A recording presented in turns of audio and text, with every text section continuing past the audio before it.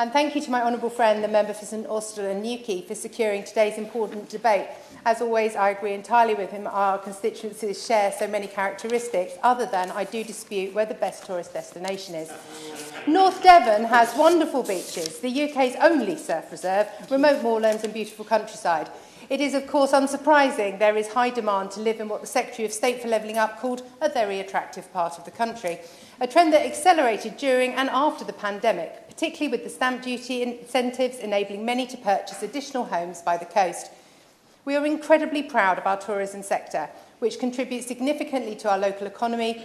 The hospitality sector contributes £229 million and helps employ over 8,000 residents in North Devon. But whilst this is all positive news for our economy, it takes a toll on our housing market. When I talk to business owners in North Devon, they tell me one of their biggest challenges is staffing, and the main reason for this is the lack of affordable housing available for local people to live in all year round. This is a sentiment that is relayed to me from across all sectors. Teachers can't afford to live in the same area as the schools they teach in, and with property prices over 10 times higher than average incomes, health and social care workers in particular have little hope of being able to buy or rent a place to live. Even high-earning professions like dentistry are affected, as demonstrated by the company My Dentist being unable to recruit despite offering a £20,000 golden handshake to entice dentists to move into the area. Housing is the root cause of so many problems in North Devon.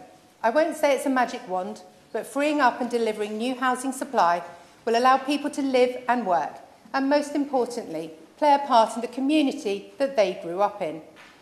I have spoken before about how the planning system does not account for or factor in challenges facing rural communities, but I want to focus on a particular problem that is acute in tourist destinations, that of short-term holiday lets and Airbnbs. We have seen a 67% drop in the availability of long-term rentals since the end of the pandemic in North Devon. Swathes of landlords have evicted their tenants from long-term homes to flip them into short-term lets and continue to do so. This week, it was reported that the rate of Section 21 evictions in Devon was higher than last year.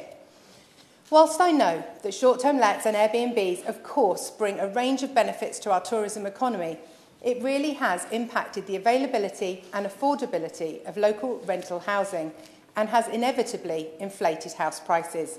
We must rebalance our housing market so that local people can live and work in the area. I know that this particular issue on short-term lets will involve cross-department collaboration. In order to rebalance the long and short-term rental market, we urgently need to look at the taxation inequalities between those two sectors that were brought in by George Osborne, which came fully into effect during the pandemic. I'm placing so much emphasis on short-term lets because these are properties that would otherwise be let to local people for them to live in all year round. And at this time of year, so many of them are sat empty, creating ghost communities.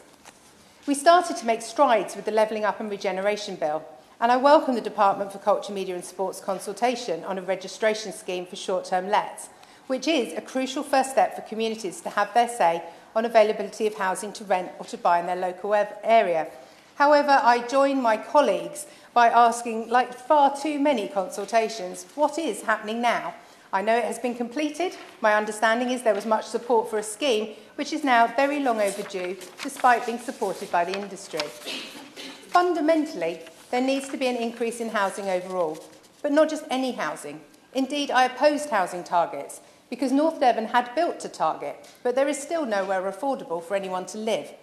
Indeed, the current preferred design for local housing seems to be massive executive homes, pushing property prices ever higher.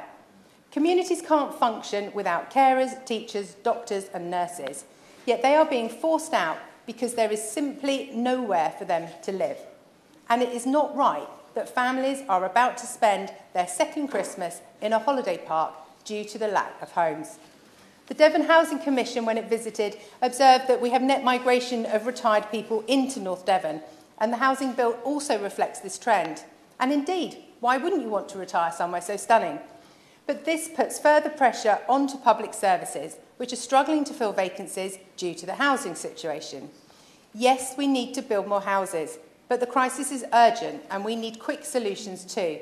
There are existing derelict buildings that can be converted into housing. There are livable areas above shops that can be converted into flats, but have been stopped due to an 84-year flood risk.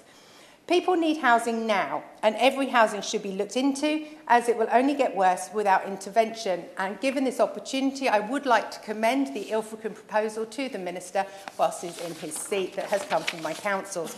We are at risk in North Devon of creating something that's like a cross between a care home and a holiday park. And we don't have the staff for either. Tourism is essential to our economy, but it cannot be at the expense of local people finding a home. We can and must find a balance.